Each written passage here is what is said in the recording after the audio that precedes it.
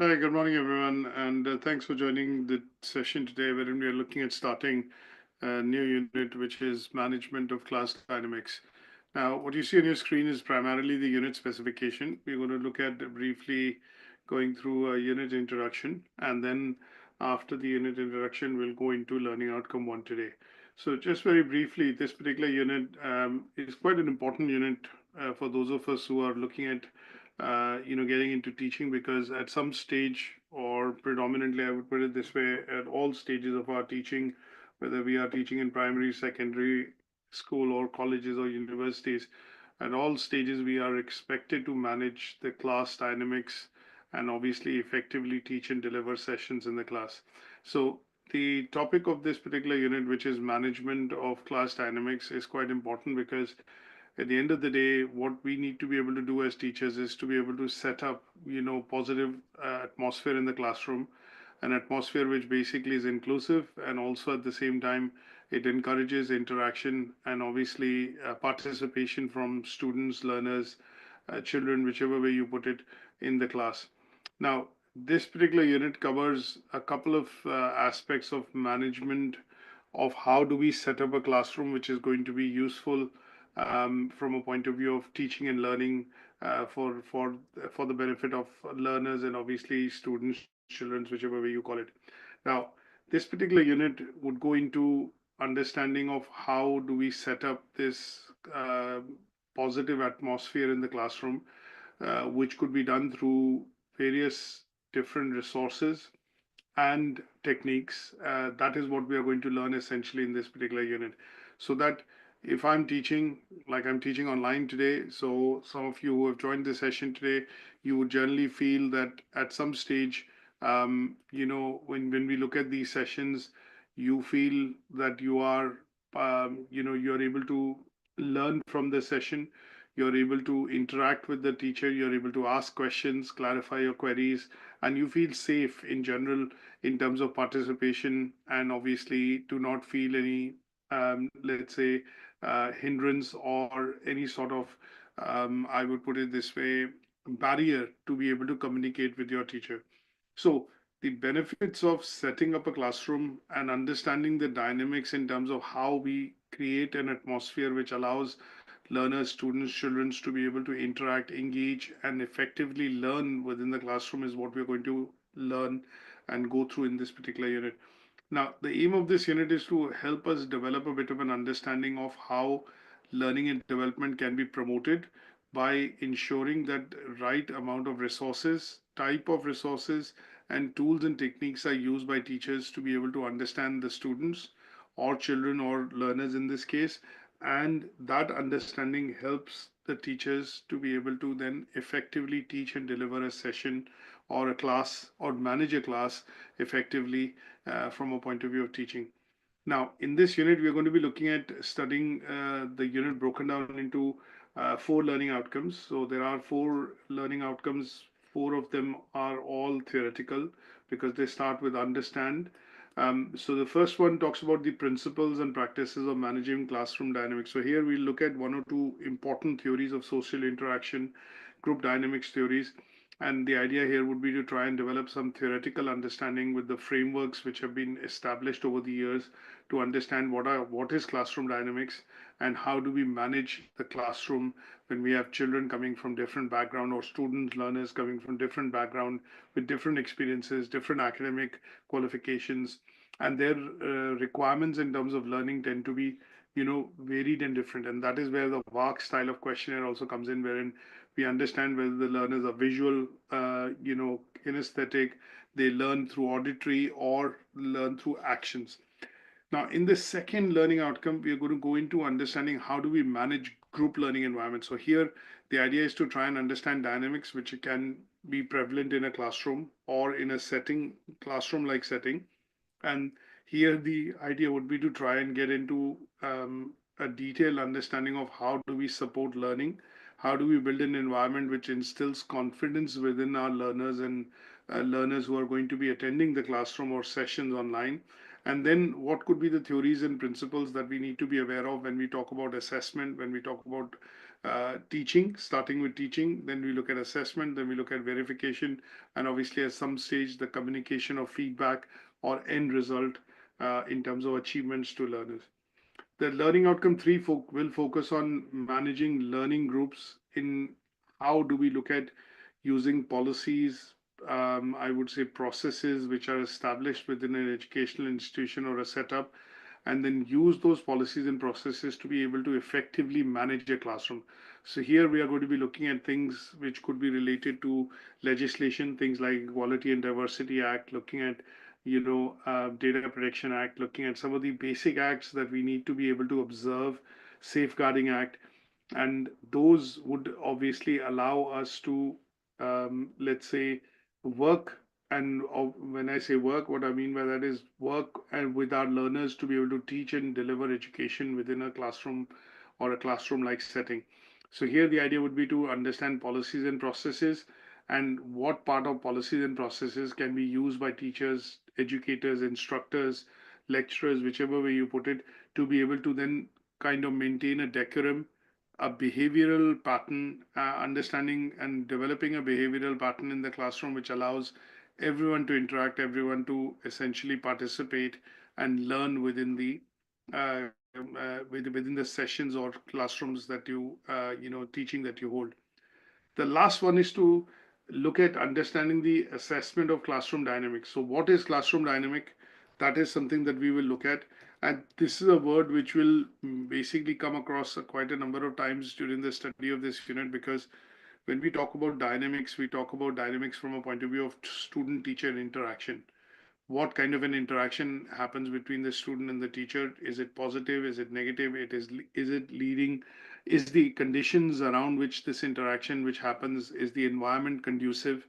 We will look at understanding how teachers can then essentially prepare a classroom which can be conducive, or which could be, I'll put it this way, promote a positive relationship and interaction between the group of students in the class, which is interaction between the students and the teachers, and also leads to the development of, furthers the development of teaching and learning in the classroom. So here, the idea is the teachers would use resources, would use and prepare the resources in such a way that the classroom and dynamics, or the interaction which is said between which is going to happen between the learners and the teachers, is going to be engaging, it is going to be interactive, it is going to be instructional. And in such cases, when you have classrooms which have inclusive teaching practices, which have a positive atmosphere, a good vibe in terms of having a good relationship between the teachers and the learners, in such cases you would see that the students will essentially excel in their teaching and learning. So the dynamics there is to help foster a positive interaction, and to help in furthering the process of learning within the class. That means students should be able to enjoy the lectures or enjoy the sessions. They should be leading to creativity and discussions and interactions, and should also promote positive behaviors, which would mean that children or students or learners, whichever way you call it, would be able to use their emotions, they would be able to use their imagination, and that would allow the positive aspect of learning to happen with the use of social skills, which students will bring, academic skills which the teachers would impart, and that would create what is called a healthy, stable classroom environment, wherein the students will feel confident to be able to, come and learn, and obviously, go through the content or curriculum which is prescribed when they are when they are reading, and obviously, participating in classroom-based sessions. So, all in all, a unit which typically would require you to understand different methods, understand the tools and techniques, theories and theoretical frameworks behind how classroom dynamics can be managed by teachers, how they can build a positive atmosphere within the classroom, and that positive atmosphere then leads to engagement, interaction, social interactions amongst learners, thereby promoting the aspect of teaching and learning in the class. So that is just a bit of a roundup in terms of an introduction to this unit, which is management of class dynamics. And we're going to cover this in about 5 lectures, 4 for the learning outcomes, and the fifth one we will look at discussing, the assignment brief. Now, in order to discuss, the first learning outcome, let's look at the presentation, which will primarily provide us more details in terms of what we need to be able to cover, in terms of some of the assessment criteria in the indicative content to start the reading for this unit. Now, I've covered the unit aim. So basically, what we are looking at is how do teachers set up a positive classroom atmosphere, which is basically interacting and engaging and allows for communication, free and open communication between learners and teachers, thereby helping them to understand and develop or I would say, understand and develop what is being taught in the class. Now, there is a particular video which I would want you to watch. This is a 13-minute video, 13 to 14-minute video. This basically would set and give you an introduction in terms of how you could look at using some of the scientific strategies which have been developed over the years and have now been established. And sometimes when we look at setting up our classrooms or when we start teaching in a session, when you're new, say for example, if you start a new academic year in September, you have students coming into class year 8 or year 9, or if you're studying or teaching in a college, obviously you have a new intake of learners coming in and joining a particular course. So in such cases, you would basically be looking at establishing a rapport and a building of initial relationship between you and the learners to be able to perfect, I would say, create a perfect equilibrium of how you would be teaching and delivering in a class. So some of these strategies which teachers, lecturers employ, is basically given across, in this particular video, which I would suggest that you watch offline, because this particular video essentially would, you know, um, throw some light on some of the basic things that we need to look at from a point of view of how, teachers use these strategies to set up classrooms, which can be, obviously interactive and engaging, and obviously promote what is called a positive atmosphere in terms of teaching and learning within the class. So, sorry, it's a 6.5, 7 minute video which I would suggest that you need to watch. And this video would give you a bit of a summary of how you are as a teacher. If you're new to teaching, how do you set up, your classroom in terms of teaching and learning, and what could be the strategies that you employ in terms of resources, tools, techniques that can be used primarily for the purposes of setting up something which can be interactive and engaging and allows you to break the ice with your learners from the first session. So this is something which I would suggest that you watch offline, and that would give you a bit of a good understanding of, the overview of some of the strategies which teachers can use to set up classrooms which can be successful. When I say set up classrooms can be successful, what I mean by that is that teachers would be able to set up a classroom which will be promoting interaction.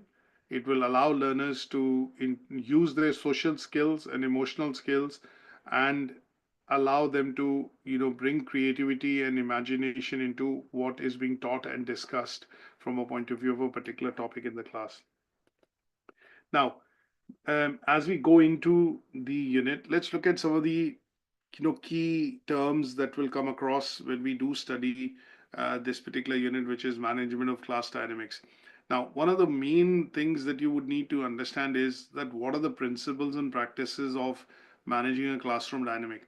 As I mentioned to you earlier, when I talk about classroom dynamics as a word would basically mean that it's a phenomenon, or it is a, I would put it this way, a way through which the student teacher interaction in a classroom based setting can be managed. So if I understand, just to give you an example, say for example, if I'm teaching and I have a couple of learners on the session today, what I would want to do is basically have a bit of interaction between me and the learners to understand two, three things. One, what I'm teaching is actually making sense. Second would be that interaction would also give me some feedback to say whether what I'm teaching and delivering is actually making sense to the learners. And the third thing would be it will help me get some sense of engagement going with my learners to say that this is the content, this is the topic, and this is the bits and pieces of the integrative content that we'll cover in today's class. And that would help me do a proper preparation, because when I know my learners, when I know what where they come from, what is their background, what qualifications they have, what experience they have, and what is it that it is motivating them to attend and do this course or do attend this session, then in such cases that will allow me to do proper preparation, wherein I would be able to use physical, instructional and psychological, let's say tools and techniques for setting up a classroom which is going to give a positive vibe to its learners. So when we talk about classroom dynamics, we talk about the interaction between the students and the teachers, and how they can talk, act, share their feelings and opinions in a way which allows the let's say the allows the propagation of teaching and learning to happen within a class. So some of the principles and practices that we will look at would involve a couple of facets, or I would say a couple of key concepts in order for the dynamics to work in the class. Now, as a teacher, I would want certain discipline, certain decorum, certain basic, let's say, processes to be followed by the students. Now, what I do when I set up my classroom or when I start teaching a new batch, new batch of students who have started to join my class, then, in the first session itself, as an example, what I would do is primarily set up some basic ground rules that, coming to the class, you cannot be coming late to the class. If you have to ask a question, say, for example, say, excuse me, or raise your hand, you might want to, say, for example, excuse me, say some example, interact and ask queries. So I would set certain basic ground rules which would be followed by my learners or students in the class when I'm teaching and delivering a particular topic or when I'm holding a particular session. So in some cases, this would involve discipline. In some cases, I would encourage students to participate by motivating them using various approaches, and those approaches could be, for example, holding a quiz in the class towards the end of the session, and giving the students which have answered most of the questions or have participated thoroughly in the session by encouraging them or motivating them to give them, say, for example, in some schools you give them say a lift pass, or for example a toilet pass, or say for example a voucher, and that would be motivating students in the class to participate and interact. There could be other parts of practices that you would use in the classroom to set up a dynamics which is working for you as a teacher and your students. And that could be mixing. Sometimes what we do is, when we look at, if you have boys and girls in the class, you would mix and sit them together so that there is a bit of a dynamics between some of the students, and they are able to, what I would say is, if I rephrase that, you do a pairing, excuse me, you do a pairing, and that pairing would be, you put a student with more skills and more interaction, or somebody who's a bit more confident and extrovert, with somebody who's an introvert or does not openly interact. And that could be pairing and making them sit together in the classroom. And that would essentially allow you to control and create some sort of a positive dynamics in the class. So you have a, I would not use the word weak or a strong student, but I would say somebody who's more confident with somebody who's slightly less confident. I will pair them together, make them sit together, and that would mean that the student would look at the less confident student would look at the confident student, and obviously try and pick up some of the things in terms of qualities which would allow more dynamic interaction to happen in the class. So things like discipline that you set, if students break the rule, then there are certain processes or practices that you follow as a teacher, and those are also available. And you know and known to the students in the class, so that it becomes a deterrent for them not to break the rules. Motivation, I've given you an example. This is to keep students motivated in the class to learn. So if there are constraints, if there are constraints of somebody misbehaving, or if there are constraints wherein learners need, say, if they have a special need, and you make sure that the learners are having those tools and techniques to be able to interact, you promote and ask questions to all the students equally and give them opportunities equally. This will motivate them in the class. Again, looking at pairing, when I gave you an example, so if in some cases you feel that we need to pair them up in a way wherein it allows them to interact socially, that would be use of gender, to be able to understand the dynamics between various students, or boys and girls within the classroom. Then we look at also, one of the principles and practices is, we as teachers try to promote participation. Now, participation can be done in various ways within a class. It could be through question answer session, queries, group discussions, activities. But the idea there is to keep the interaction going, participation going, which means you would have students talking to each other, getting into activities, and those activities would promote social skills, and that would involve, uh, uh, you know, um, students showing different behaviors, using their emotions and imaginations to come up with ingenious solutions that you set, in the activities, and that in general promotes interaction and participation in the class. So this is, if we look at, if I give you an example, that when I look at teaching in general, the most important aspect of teaching in general that I look at promoting in the class is that there should be, the classroom should not be quiet. Should not be a one-way monologue. We should have interaction between the students.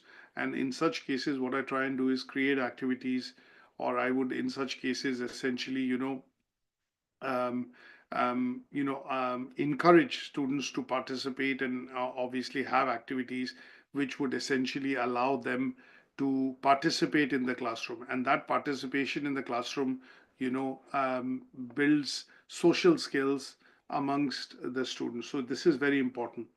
Now, the second question that I would look at when I look at management of class dynamics would be, what are the benefits of managing the classroom in such a way that, or setting up the classroom in such a way with that, it promotes instructional and, let's say, positive attitude or behavior within the class. Now, when we look at the benefits, there are lots of benefits. Benefits include things like social interaction, building relationships among students. That is where friendships and interactions starts to happen, because the students become comfortable with each other, and obviously they then look at working together, and engage and communicate openly. And in some cases, when you give them classroom activities, they collaborate. And in some cases, you would see there will be influencers, or students who are more confident, more extrovert. They understand, or maybe they are smart, and I would say academically more intelligent. In such cases, they act as influencers, thereby promoting an overall positive atmosphere in the class. And when that tends to happen, you would generally see that it benefits the classroom, and then learners or students or children, whichever way you call it in the class, is because it promotes productivity, it promotes learning, it promotes effectiveness in terms of group interactions. And that is what are the main benefits of why you would see attendance in the classroom being full, because students feel safe. They feel that there is a safety net. There is an atmosphere in which they feel essentially safe, and they feel protected. And in such cases, you would see that in certain classrooms, certain teachers have 100% attendance throughout the year. And in such cases, you would also look at the aspects of safety, and obviously the positive atmosphere which can get uh, created by the appropriate use of resources, and the way you set it up in terms of behavior management, that would allow positive environment to be built within the class. And that is normally reflected as, when you look at more attendance in terms of classroom, you see learners being more interactive. they like to attend the class being conducted by the teacher. In such cases, it is reflected in the part that there is a lot of social interaction within the class between the teacher and the students and amongst the students when activities are given. And you would generally see that this leads to a positive relationship building between both the teachers as well as the students. And this ensures that there is in general an aspect of positivity within the classroom. Now, what does that mean in common English or common sense? You would generally see that when I look at this particular aspect working, which is a positive environment within the class, there are 3 or 4 indicators that teachers generally see within schools. One, attendance is one of the indicators. You would not see children being late to the class. They would be generally, more participative and interactive in the sessions because they like the teacher, they like the subject, they are motivated to study that particular subject area. And in such cases, you would generally see that there's a very strong last aspect, which I would say is there's a very strong sense of relationship between the teachers and the students, and that can have a very positive impact on the academic performance and the development of social skills and emotional skills with the students when they are studying with that teacher in the class. So essentially, when I look at a positive classroom based environment, what you're going to see is that teachers would be able to teach more, the attendance would be higher.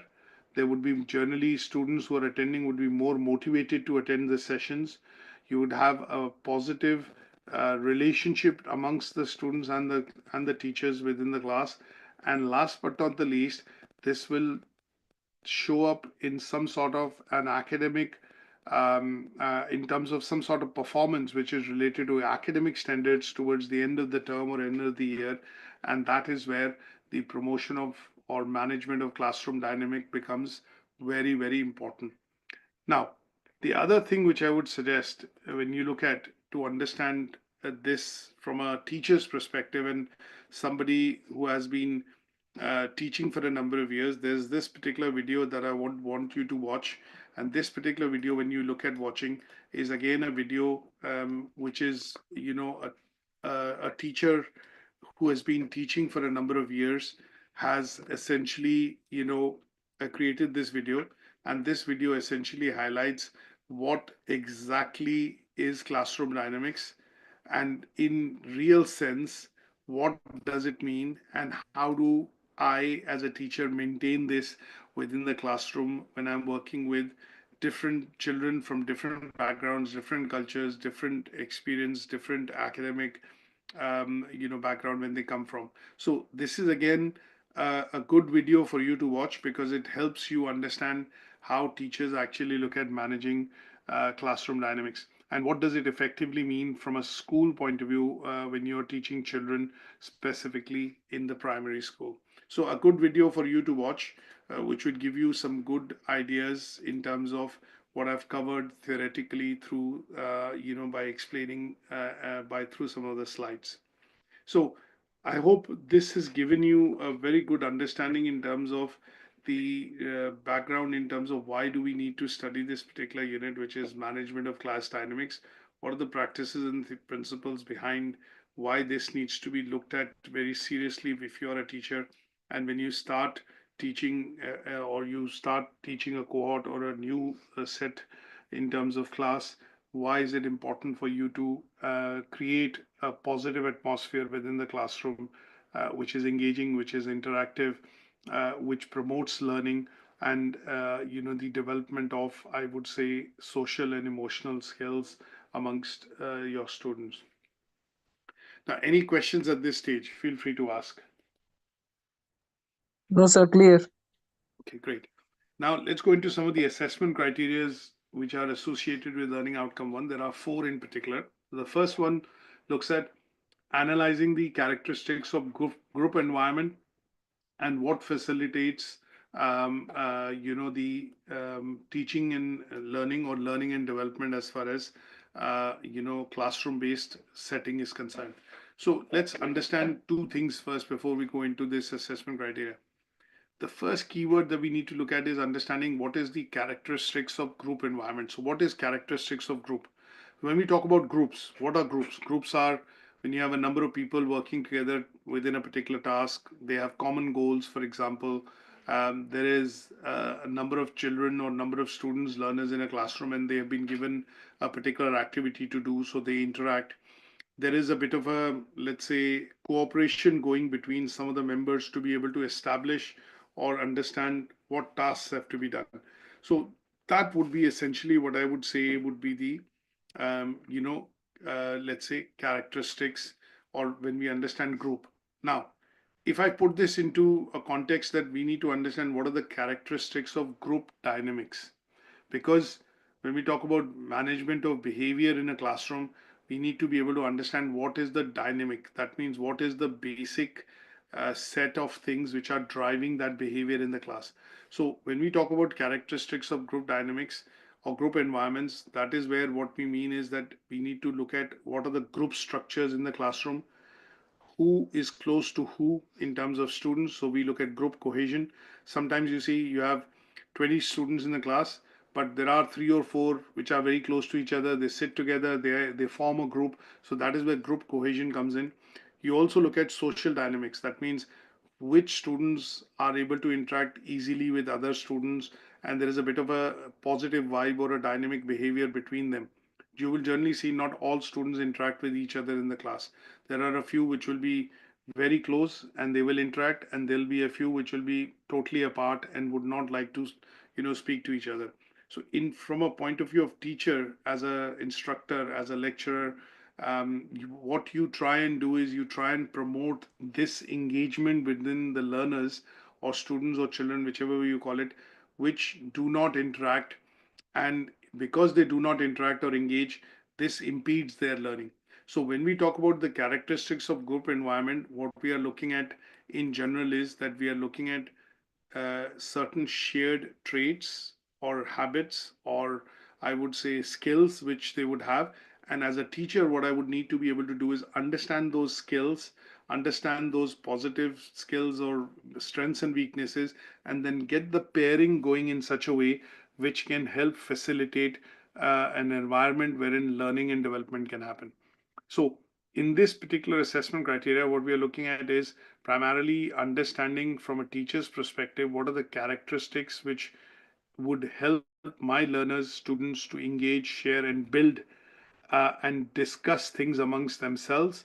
And this would allow teaching and learning or learning and development to happen within the classroom. Now, in order to facilitate this, what teachers do in the classroom is we look at establishing an open channel of communication. We encourage open communication.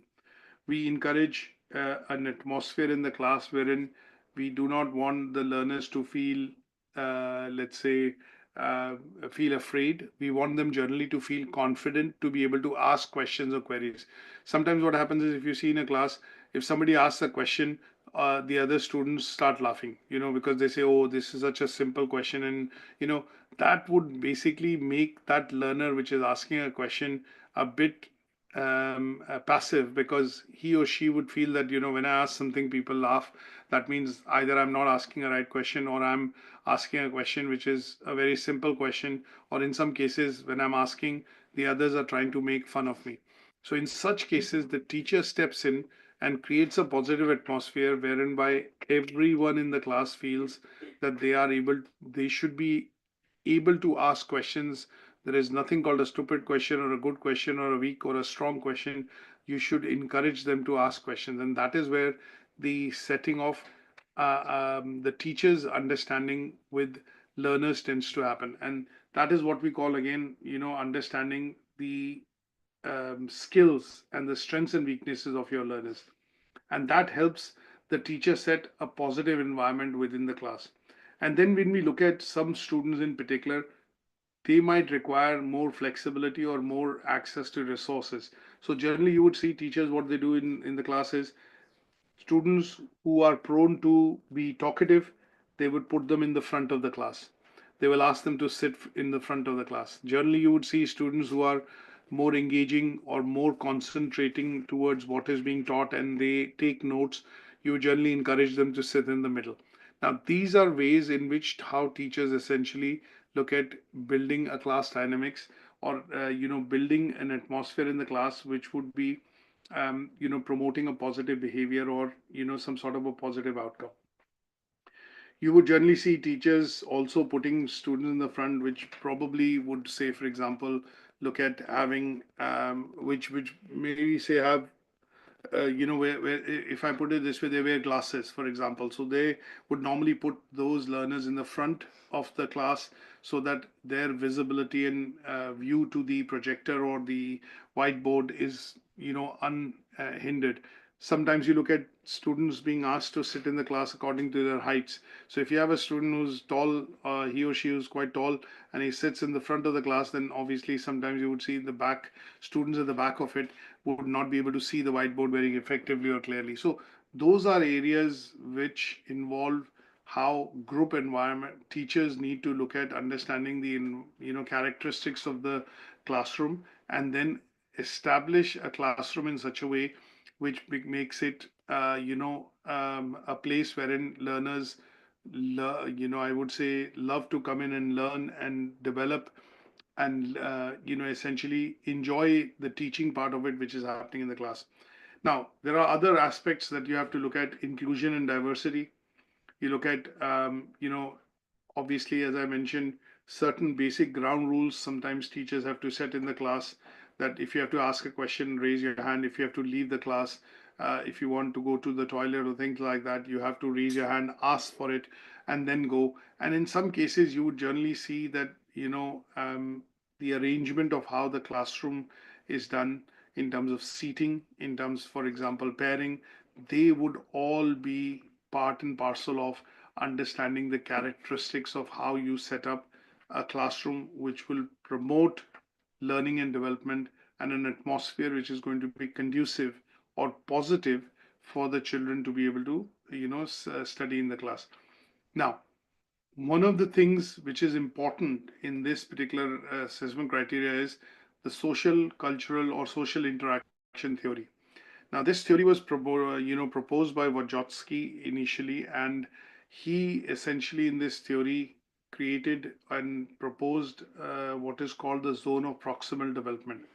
Now, when we do talk about Vygotsky's theory in terms of social interaction, his main crux was that when we talk about setting a classroom, when we talk about a number of learners in a classroom, there is something called the zone of proximal development. And this zone of proximal development essentially describes the difference between what a learner can do independently and what they would do with the help of other learners or teachers in the class. And these are some of the techniques that we use essentially in the classroom when we are doing teaching and when we are imparting teaching or doing teaching in the class. So terms like scaffolding, social interaction, collaborative problem solving, peer feedback, and diversity of perspectives are part and parcel of this particular theory. Now, when we do talk about this particular term scaffolding, this is something that will you would look at being used in education quite a lot. Scaffolding is a teaching strategy that provides temporary support to students who need help to be able to learn and complete certain tasks. So when we do talk about scaffolding, we are trying to look at providing temporary support or maybe additional support and guidance to learners who are inexperienced and they would need help and support to be able to complete a task or in some cases acquire a skill. And then gradually what happens is this particular additional support is withdrawn because the learner then becomes independent and is able to develop that skill. So this particular technique was developed by Bell Foundation. And when we look at the social interaction and collaboration theory, which was proposed by Vygotsky, these key characteristics of what we look at in terms of how learners can do tasks independently, and in some cases they need help to be able to complete those tasks, is what he proposed in the social interaction theory. Now, how is it relevant to classroom? In the classroom, the teachers are there as instructors as guides to be able to help certain students, complete certain tasks by giving them additional information, guidance, and support. Now, this can be done through different techniques of scaffolding by helping to build social interaction. That means pairing up a student which is having, say, for example, is more confident and is more intelligent with somebody who's slightly a more introvert and has less confidence. That is to help pair them up in such a way that it promotes social interaction. Sometimes you would see group activities being done in the class, which would mean that teachers put together students in groups in different with different skill set, and that is to help promote what is called problem solving, or I would say skills development of social and emotional skills, because a lot of different students will come with different ideas, and that would allow them to interact and engage, and this interaction and engagement would allow for collaboration effectively overall, from a classroom point of view, would promote what is called a positive group dynamics. Sometimes you would see you have, you do quizzes in the class or you do some exercise in the class, and what teachers tell you to do is, okay, you give your paper to the student on the left, and the student on the left would give your paper to you, and you mark each other's paper, and I'll tell you the right answers. So in such cases, it will be a case wherein the teacher is actually helping to promote peer feedback as well. And obviously, when you have activities which are done in the class, there's diversity of perspectives which come across from different students, because they come from different backgrounds, they have different experiences, and what they put forward together is, and in through the route of interaction, put forward their own ideas, and that gives a difference, diverse difference or perspectives to how they are trying to solve a particular problem. So this theory is quite important, simply because this tells the teacher that which learners, or which learners essentially can work independently, and which learners would need support. And the zone of proximal development is a space where the learner's actual development level is determined by the teacher and their potential for development. And this is an area which the teachers work on with these learners, wherein they give instructions in a way which is going to be most beneficial for the learner to be able to develop that skill or that ability. And then slowly and gradually, what they would do is withdraw that additional support, thereby allowing the learner to develop that particular skill. Is that okay? Any questions here? No, sir. Clear. Okay, the second assessment criteria talks about strategies to manage group dynamics. Now, here, when we talk about, strategies to manage group dynamics, because it is quite important for the teacher to understand what makes the student tick in the class. Sometimes you would see certain students will show certain type of behavior in the class. When the class starts, they will start giggling, or they will talk in the middle. In some cases, they will throw something or disturb other students, try and take away their attention from what is being discussed. So in such cases, what is required by the teacher is to understand and have certain, I would say, strategies, or let's say certain practices in place which will allow them to manage this behavior in the class. Now, this could be in the form of, when I say group dynamics, I would normally use lots of different things. For example, I would use terms like there could be management of behavior in the class, it could be management of a conflict in the class, it could be management of trust between the teacher or amongst the students, it could be management of communication. If the communication is not clear, sometimes questions not being asked, queries not being raised, which would mean that maybe the understanding is not happening. That would also mean sometimes teachers having to understand the background and the cultural background which the students come from. So, in such cases, management of diversity and inclusion in the class. And in most cases, you would see the teachers having to set what is called clear direction in terms of where the class is going, or what the session is going to be teaching, what is the main reason why this session is being done. Those kind of things would need to be set up in the class in order to manage group dynamics. So dynamics in general would mean having tools and techniques in place with teachers which will allow them to manage conflicts, communication, building trust, interaction, maybe giving direction to the class or the students, and in some cases, looking at encouraging collaboration and obviously looking at diversity and inclusion. So, when we talk about these elements, they are nothing but tools, or I would say in some cases, policies and practices which teachers would follow in order to be able to manage the group dynamics or class dynamics from a point of view of managing the classroom essentially. So, when we talk about establishing clear norms and expectation, that would mean that the teachers, when they start a class or when they start the term, they would lay down certain ground rules, and those ground rules would essentially mean that students have to follow those rules. And if the rules are broken, then there are repercussions that they are aware of would be done. Like detentions is one of the things that is normally done if you're not, if you're breaking those rules.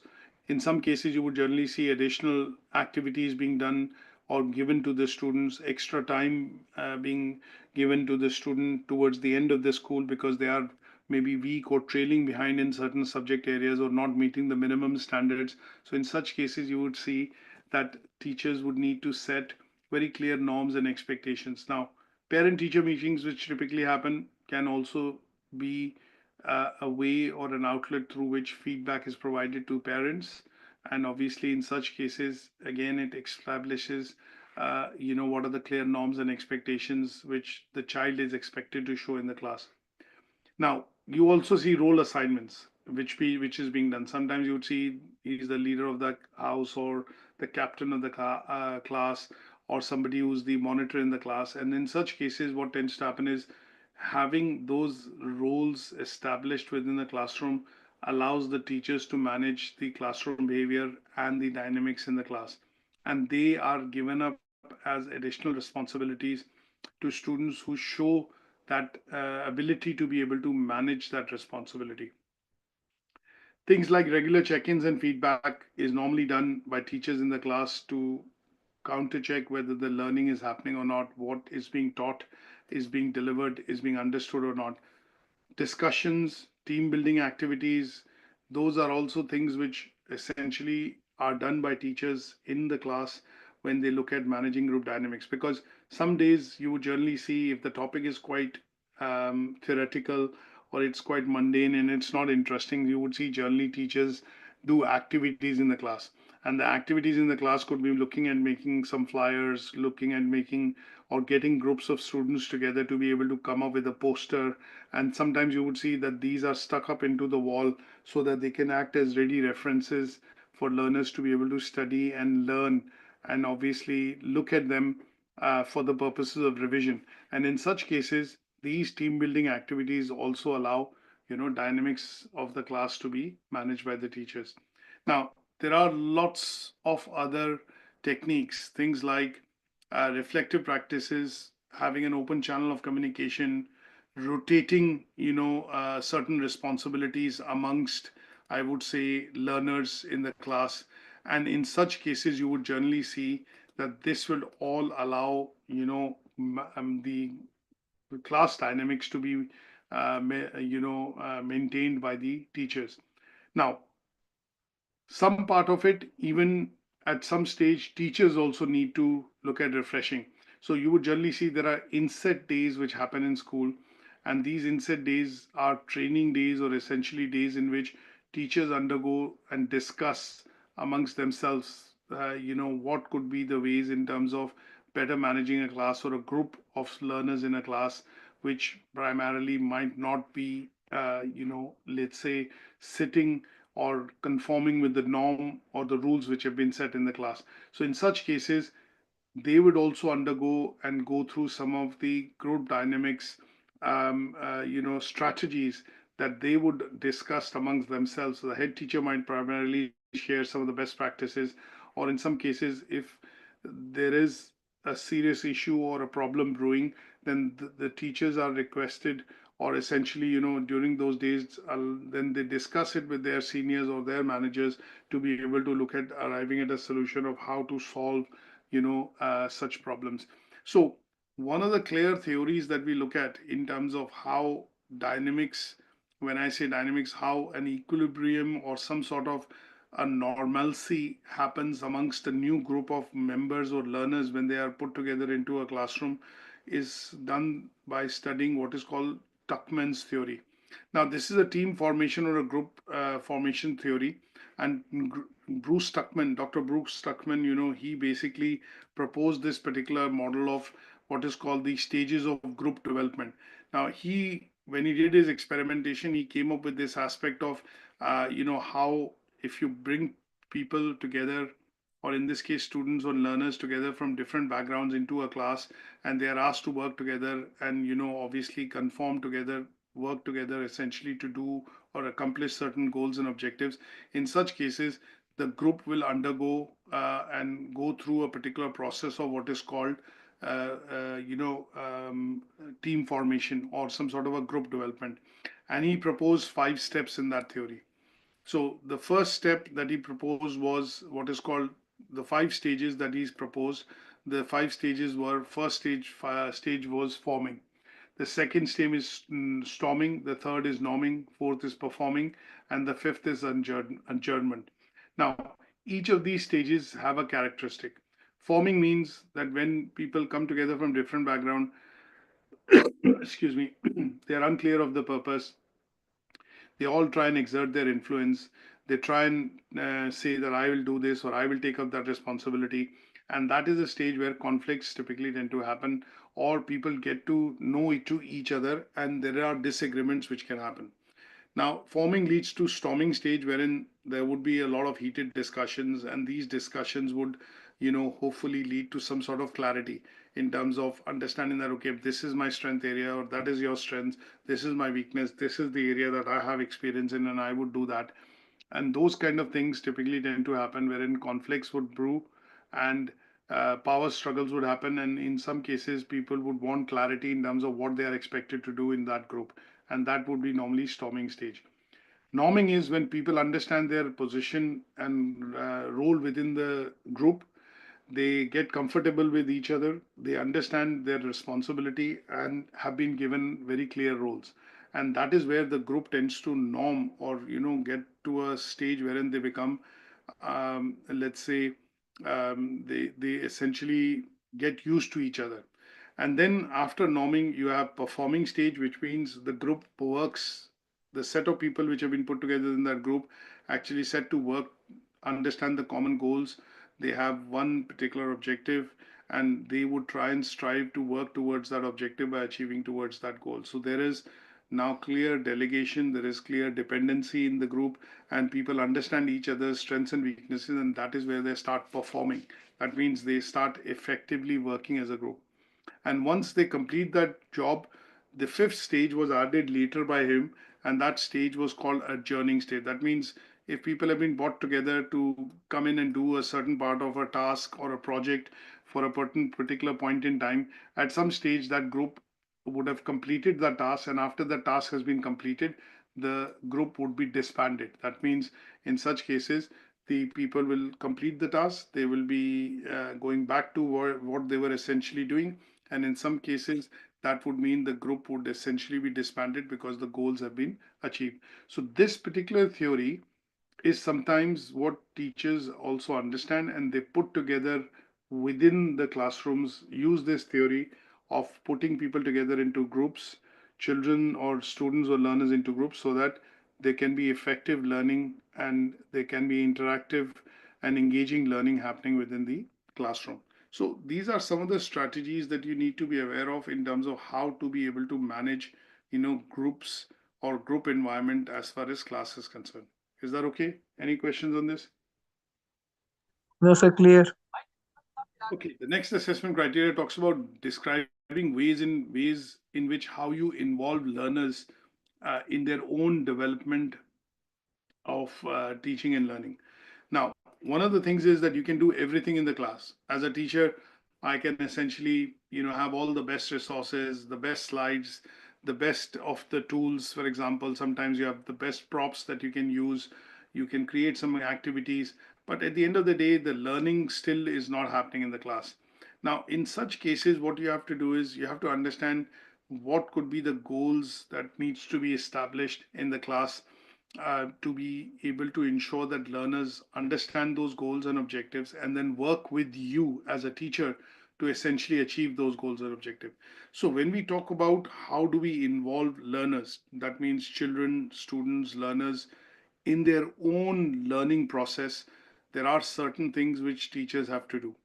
Now, you would normally see that at the start of the session, a timetable is given out.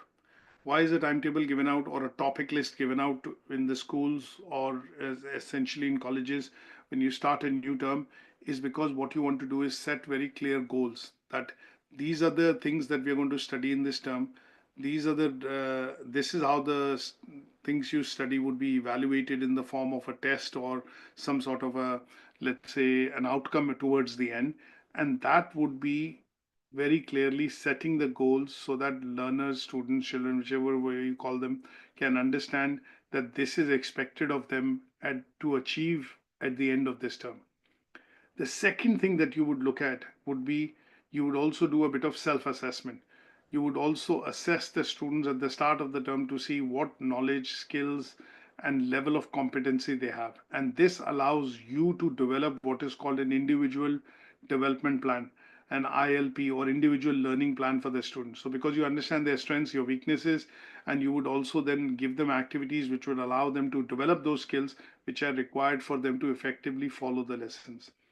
Last but not the least, you're also going to put things into place which would allow learning to happen. So, in some cases, you would look at group formation. In some cases, you would look at, providing learners with additional resources and tools and, let's say, additional tools which would essentially allow them to if they have certain weaknesses, then in those cases, it will actually allow them to, overcome those weaknesses. And in those cases, when I say what you are going to do is you're going to set up some additional activities. Sometimes you would see that if I have learners within my class and they are back to school after a number of years, their academic writing and referencing skills are quite poor because they have forgotten those skills. So in such cases, some of the activities and tasks that I set for them is to start developing and going through some of the presentations or some of the activities which I give them to start refreshing their development of skills related to referencing and academic writing. How do you write in third person? How do you build arguments? How do you understand command verbs? And those activities essentially would allow them to develop these skills. So this is going to be activities that you're going to set, and these activities would allow learners essentially to develop certain skills which are going to be useful for them to be able to complete tasks and activities within that term. So, how do you involve them in their own process of learning and development? You also look at putting them into group by giving them group activities. You also look at setting activities individually for them, which could be additional to what is being taught in the class. And last but not the least, you'll be looking at pairing them with people who are going to act as mentors or maybe coaches so that they are able to build that skill or pick up that skill by shadowing another learner in the class or maybe another student in the class. And that would essentially be some of the ways in which you would essentially involve learners in their own process of learning. So, starting with self assessment, looking at groups, looking at setting up additional activities, looking at individual learning plans, and looking at giving them a clear direction in terms of what is required to be covered in that semester or in that term by giving them topic list and also goals which are set that they would need to achieve in order for them to be in command or in control of their own learning process. Is that okay? Any questions on this? Sir, clear. Okay. The last assessment criteria that we have in this learning outcome is how do we manage barriers to individual learning in the group? Now, one of the things is not everything in the classroom can always be hunky dory. That means everything is positive, everything is good, everything is happening. Now, sometimes there can be various barriers or hurdles which students can face in the classroom when they look at learning. Now, why do we see that these hurdles come up, and why do we see that these hurdles sometimes need to be addressed by teachers when we are teaching in the class? Now, in order so what could be the barriers first? Barriers could be, I would say, communication barriers. Somebody who's not very conversant with, say, for example, English, or not very confident with a particular way of asking a question or a query in the class. Now, in such cases, this could be a barrier because one, you're not encouraging that student. Second, the student is shy and lacks confidence. And last but not the least, communication or the shyness or language could be a barrier which the student might face, and you have not detected or understood that this is something which is bothering the student, and that could create a hurdle in terms of its learning, and you generally see that the student starts to lag behind in the class. Then there could be barriers which could be because of their diverse learning style. So some learners, as we have learned, can have visual style of learning. Some can learn more through auditory style. Some learn through kinesthetic, and some learn through the use of both audio and visual. And obviously, working together to be able to do things themselves with experience. Now, when we do look at these areas, we have to understand and also look at maybe cultural differences. So in some cases, some students might be an introvert or will be shy because of their background and may not feel comfortable asking questions in front of the class or in front of a number of students in the class.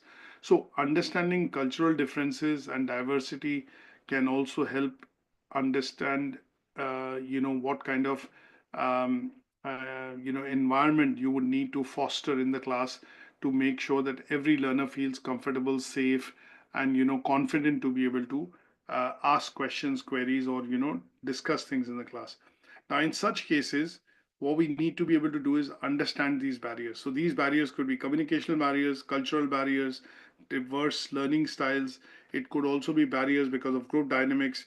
If I start asking a question, then somebody looks at me and he tries to exert, let's say, influence over me. No, no, no, don't ask this and that. And you might feel scared or afraid. And in such cases, that could be group dynamics that you need to understand, and why these barriers come in. Now, why do we need to manage barriers? We need to manage barriers because of the fact that, one, they would impede learning and development in the class. So as a teacher, our role is to do away with those barriers or hurdles. So in terms of making sure that these barriers are not there, what we need to be able to do is we need to be able to build relationship the between the students and the teacher and the students in the class.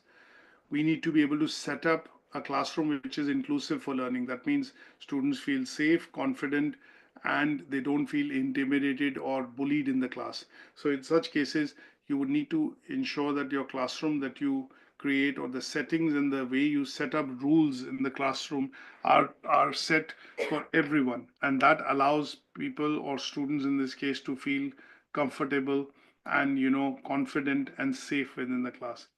Then you employ strategies or things which will allow students to be motivated. That means they feel happy to come to your class, they are motivated to come to your class. And in some cases, because the way you do activities or teach in the class and the way you promote interaction, that makes them more confident, and that would allow doing away with any of the barriers in terms of students not wanting to attend the class, though the class is boring, or in some cases, I don't like the class because there's no interaction or there's no discussion, and it's just going through slides or reading the books, or going through some of the activities wherein there is very little interaction. So those kind of things you want to do away with in terms of barriers. Now, one of the other things, if you think of, very common that we see as teachers in the class is distractions. For example, if you have, classrooms normally have windows. If you see something happening outside, everybody gets distracted. If you see a loud noise, or somebody starts to giggle in the class, or maybe starts talking in the class, you would generally see distraction setting in. And this distraction is also a barrier. So teachers sometimes would, again, as I gave you an example earlier, would get the most talkative students to sit in the front, and that would be to try and remove any sort of distraction the talkative ones would cause in the classroom, thereby disrupting the classroom and the behavior within the classroom of other learners as well. And then one of the other things that you could also do, but in, I would say, moderation, is to draw comparisons. And sometimes drawing comparisons can become a barrier or a hurdle. Drawing comparisons between students does not encourage, interaction, because the students start to feel that, okay, he's a teacher's pet or he's the teacher's favorite, and that way sometimes you generally see the dynamics of the classroom changes. So in some cases what tends to happen is that the teachers would be required to ensure that they do not draw comparisons which can be taken negatively on students, and that would be one of the barriers. Now, shyness, anxiety, dominant class or students in the class can also create barriers for learning. So in such cases, managing those barriers by pairing them up, or ensuring that we use various techniques like round robin technique, wherein everyone gets a turn to speak in the class, and in some cases everyone gets a turn to ask questions, or put forward their thoughts and opinions, again is a way of how teachers would try and manage what are called barriers, in the classroom, which would impede the development of learning and development in the class. Now, there could be emotional barriers as well, and these emotional barriers could be signals which teachers normally pick up, wherein a child is, more quiet than other days in the class because they might be undergoing some sort of a personal, situation, and in some cases they might require counseling, or they might require additional support.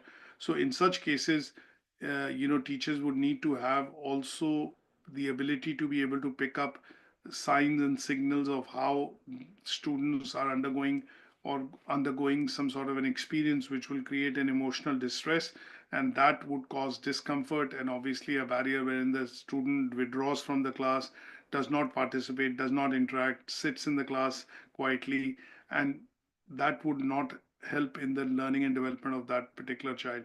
So in such cases, teachers have to be experienced enough to be able to pick up these signs and signals, which would give them a very clear idea of how barriers in the classroom can impede or decrease the interaction, learning, and participation, thereby basically making the child or student fall back in the class. And that is where you would need to be able to have the tools to be able to manage these hurdles and accommodate learners if they are facing any hurdles or any barriers. And in such cases, you do that by fostering or having one-on-one discussions with the student after the class or before the class, basically fostering a positive learning environment wherein you would essentially encourage some of the learners with weaker skills to participate more, ask more questions, use round robin techniques, which is everyone gets a turn to ask questions, provide some additional resources, and in some cases, use technology to be able to help those learners overcome some of their weaknesses in order to make the learning and development more effective in the class. So, this would be how you would manage barriers to individual learning in the group. Is that okay? Yes, sir. Okay. So this session we will now end because we've covered learning outcome one quite comprehensively. My session in terms of a bit of a homework or personal reading would be to watch these two videos, which are 13 scientific strategies of how you would engage students in the class, and listen into the teacher's opinion of how do you manage group dynamics. Now, towards the end of the slide in plenary, what I've also done is I've mentioned an article which basically gives you the summary of management of classroom. What is classroom dynamics? What are the benefits of classroom dynamics? And this could be some additional reading that you could do in order to further crystallize and understand the learning outcome that we have covered. Okay, so Yes, sir. we'll meet up in the Understand. next session. And till then, this presentation and the recording would be available. Presentation is already there on Moodle. The recording would be available shortly. Thank you, sir. Thank you, and I'll see you in the next class. Okay.